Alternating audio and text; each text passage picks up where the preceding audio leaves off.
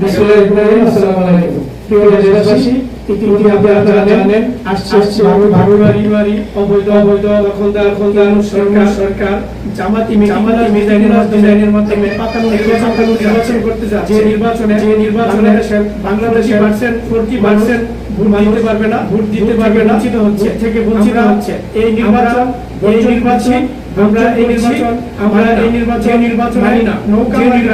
যে নির্বাচনে বাংলাদেশ বাংলাদেশ শেখ হাসিনা নাই, সেই নির্বাচন মানি না। সেই নির্বাচন মানি না। নির্বাচন পাতানো নির্বাচন কিসের মানব না। 12 তারিখ কিসের না যাব না। 12 তারিখ ভোট যাব না।